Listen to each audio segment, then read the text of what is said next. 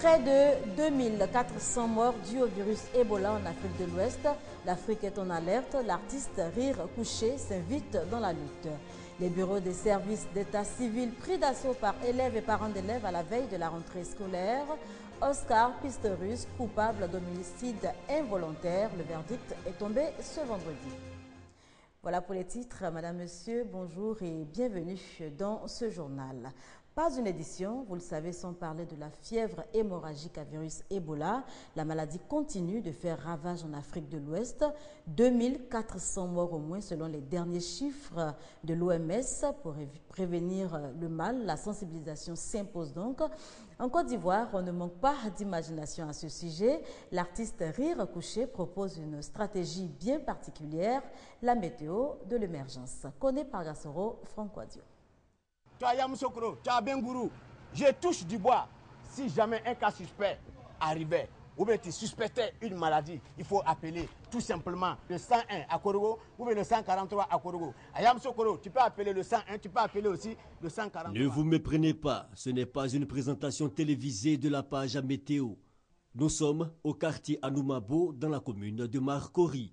Ici, Issa, artiste comédien connu sous le pseudonyme Rire Couché, veut sensibiliser à sa manière sur le virus Ebola.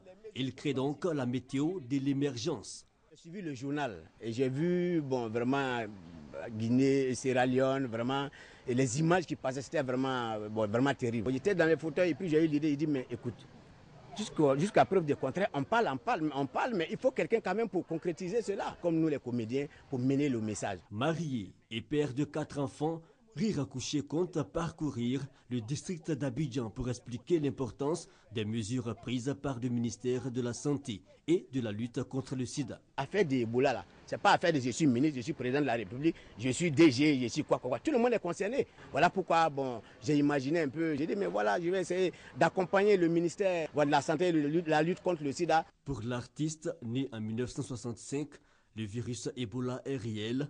Son souhait, voir les mesures préventives prises par le gouvernement respectées par les populations. La Côte d'Ivoire est un pays béni par Dieu. Et moi, je sais que cette sale maladie ne va même pas traverser une frontière quelconque pour arriver en Côte d'Ivoire ici. Il suffit seulement de respecter ce que Maman Goudou Kofi a dit, le ministère de la Santé et de la lutte contre le sida a dit là. On n'a qu'à suivre ça. La météo de l'émergence, de l'humour pince sans rire pour exhorter l'ensemble des artistes à se mobiliser pour soutenir les efforts du gouvernement. Des doses de vaccins, des déparasitants et de la vitamine A pour les enfants et les femmes enceintes de la commune de Port-Boué. La campagne est à l'initiative de l'ONG Vaccins pour tous. Objectif à venir en aide aux populations démunies. La vaccination, elle est recommandée car elle protège contre les maladies infectieuses. Et pourtant, de nombreuses personnes n'ont pas toujours accès à cette méthode de prévention, surtout les populations vivant dans les endroits difficiles d'accès. La situation interpelle l'ONG Vaccins pour tous qui vole au secours de ces grands oubliés des programmes de vaccination. Le site choisi, Vridi Ako, une presqu'île située dans la commune de Port-Boué. Femmes enceintes et enfants bénéficient de doses de vaccins contre la fièvre jaune, le tétanos et aussi des déparasitants. L'ONG, dans sa mise en œuvre, a décidé comme ça d'aider le ministère de la Santé dans son programme de vaccination. Aujourd'hui, nous sommes à Vridi Ako pour aider cette population qui est vraiment coupée du reste d'Abidjan pour leur apporter un peu plus de bonheur, surtout en matière de santé. Pour la population de Vridi Ako, cette campagne de vaccination est salutaire. La vaccination, c'est une bonne chose. Les gens payent très cher pour aller se vacciner. Donc si vraiment il y a une certaine opportunité où les agents vaccinateurs viennent jusqu'à notre niveau, nous, on ne fait que remercier ceux qui ont fait main et pieds pour que vraiment cette vaccination puisse avoir lieu. Environ 15 000 personnes ont pu bénéficier de cette action de l'ONG Vaccins pour tous dans les quartiers les plus défavorisés de la commune de Port-Boué. L'ONG Vaccins pour tous existe depuis 2012. Voilà, c'est un reportage signé Pascal Koné et Franck Quadio. Plus que 3 jours pour la rentrée des classes. La rentrée scolaire 2014-2015 est prévue pour ce 15 septembre. Eh bien, depuis 2 semaines déjà, les mairies sont prises d'assaut par les élèves et parents d'élèves pour établir les documents exigés pour les inscriptions. Eh bien, notre reporter Serge Gongomé nous propose de revivre l'ambiance qui a prévalu en fin de semaine dans ces bureaux municipaux. 12h30, mairie d'Adjamé. Trabi, le directeur du service de l'état civil, a du mal à prendre sa pause pour le déjeuner. Et pour cause, l'affluence devant les bureaux. Comme mon bureau n'est pas grand, je ne peux pas recevoir tout le monde, je vous reçois deux. Après ces deux dames, je vais vous recevoir. Voilà, vous serez tous satisfaits. Élèves et parents d'élèves sont venus établir les extraits d'actes de naissance pour les inscriptions dans les écoles à la faveur de la rentrée scolaire 2014-2015. Je suis venue faire mon extrait parce qu'on m'a demandé ça à l'école. Donc je suis venue avec la photocopie de mon extrait de naissance. C'est à l'école qu'on nous a demandé de venir avec 2 extraits pour pouvoir s'inscrire. Les personnes qui avaient déjà déposé les pièces à fournir attendent d'entrer en possession du document administratif.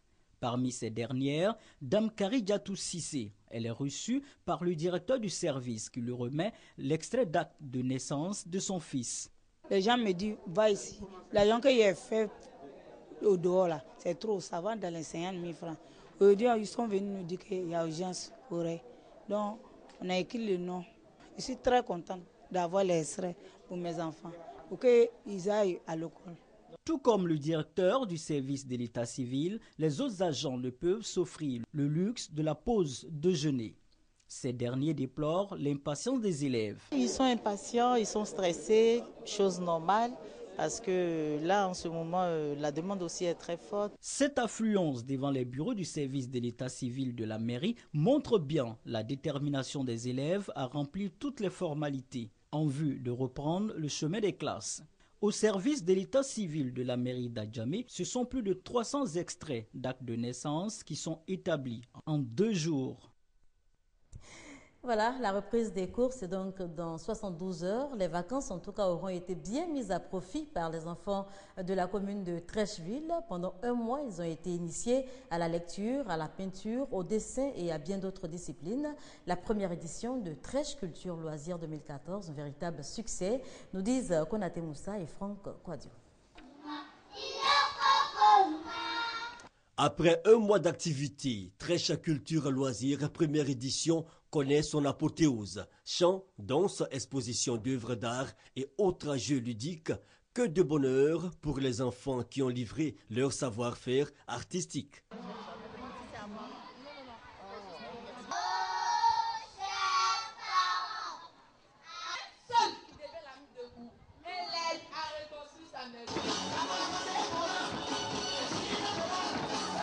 Trèche Culture Loisirs, une lucarne pour permettre aux enfants de passer des vacances saines, mais également un cadre pour les initier au métier des arts et à la lecture.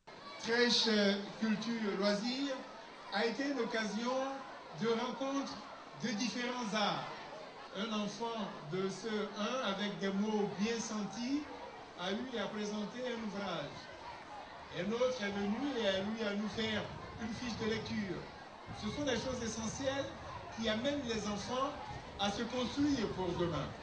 Et ce genre d'activité, Trèche Culture Loisirs, justement, constitue des espaces importants où Trècheville construit l'avenir et le devenir de l'ensemble de ses enfants. Démarré le 1er août 2014, environ 1000 enfants ont pris part à cette première édition du Trèche Culture Loisirs. Je vous invite à présent à découvrir une autre facette de la commune de Marcory. C'est toujours, vous le savez, dans le cadre de Couleurs de la commune. Marcory, à cheval entre modernité et tradition, au cœur de ce chic quartier du district d'Abidjan, 3 villages, dont celui d'Anoumabo, où les us et coutumes sont jalousement préservés. Marcory, la commune chic, ainsi le veut le conseil municipal qui en a fait son slogan. Pour en témoigner, de nombreux immeubles de standing ainsi que le quartier résidentiel de zone 4 avec ses appartements luxueux et ses grands restaurants. Pour compléter le tableau, l'échangeur le plus moderne d'Afrique de l'Ouest. Tout un témoignage de luxe et de coquetterie, mais Marcory, la tête dans la modernité, tient tout de même à son passé et conserve jalousement ses 3 villages fondateurs, Abia Koumassi, Abia Beti et Anoumabo. Nous sommes à notre 4e déplacement depuis que ce village existe. Nous étions dans la commune du Plateau. la cité des affaires. Nous y étions et pour le développement du Grand Abidjan, Anoumambo a dû avoir beaucoup de déplacements. Nous appartenons à la tribu Bidjan qui composait effectivement 6 villages, dont Lokodjoro, Santé, Agban, Atekoubé, Adjamé, Kokoli village. De son vrai nom, Mouabagnon, du nom du génie occupant la zone, Marc Ory tire son appellation actuelle du nom du colon français Marc Ory, à qui la métropole avait concédé ce territoire. Érigé en commune en 1980, Marc Ory compte 12 quartiers et 3 villages, un savant mélange entre modernité et tradition. Hors de chez nous, en Afrique du Sud, Oscar Pistorius, jugé coupable d'homicide involontaire. Le verdict est tombé. Le champion paralympique sud-africain n'a pas tué sa petite amie Riva Steenkamp de façon préméditée en 2013. Oscar Pistorius n'en a pas pour autant fini avec la justice. Rendez-vous le 13 octobre prochain pour en savoir plus sur son sort. Le jour du jugement. Ce matin, la presse sud-africaine titrait en chœur sur le verdict attendu dans l'affaire Pistorius. Le procès du champion handisport a tenu le pays en haleine des semaines durant et chacun y va de son pronostic. Moi, je penche plutôt pour sa culpabilité, parce qu'il a menti à plusieurs reprises. Il est coupable, c'est sûr.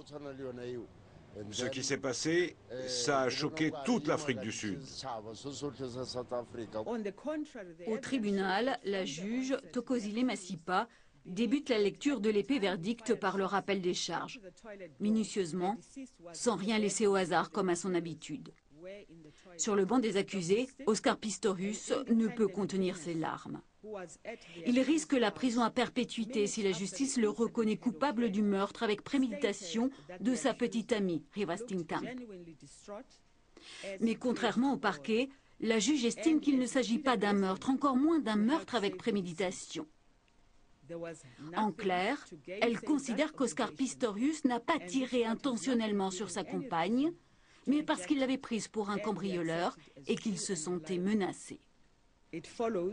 Il découle donc que l'accusé croyait que sa vie était en danger.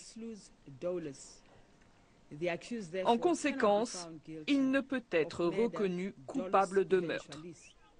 S'il échappe au verdict le plus lourd, Oscar Pistorius peut encore être condamné, mais seulement pour homicide involontaire. Suite, demain vendredi.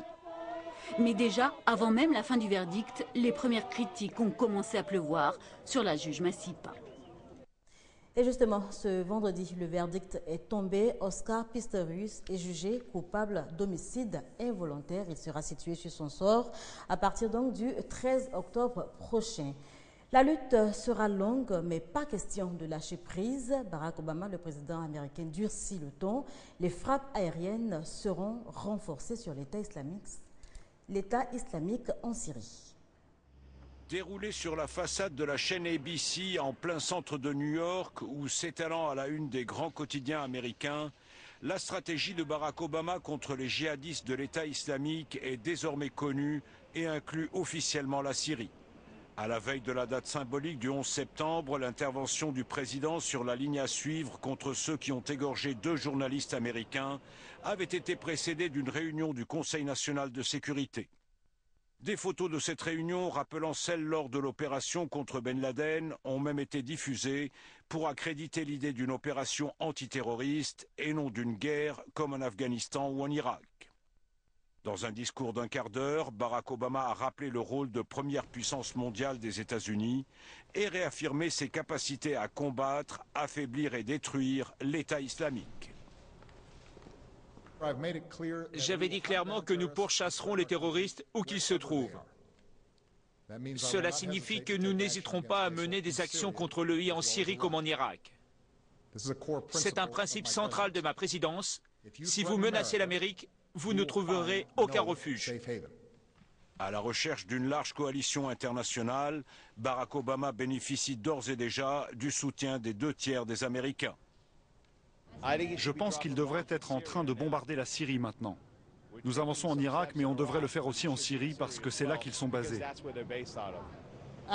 Absolument. Nous devons neutraliser l'État islamique. C'est une énorme menace pour le monde et la sécurité dans le monde. Le président, qui n'a donné aucune indication de calendrier pour ces frappes, a également demandé plus de moyens au Congrès pour entraîner et équiper les rebelles syriens ralliés à ce combat. Voilà, c'est ici qu'on s'arrête pour cette édition. Merci de nous avoir suivis.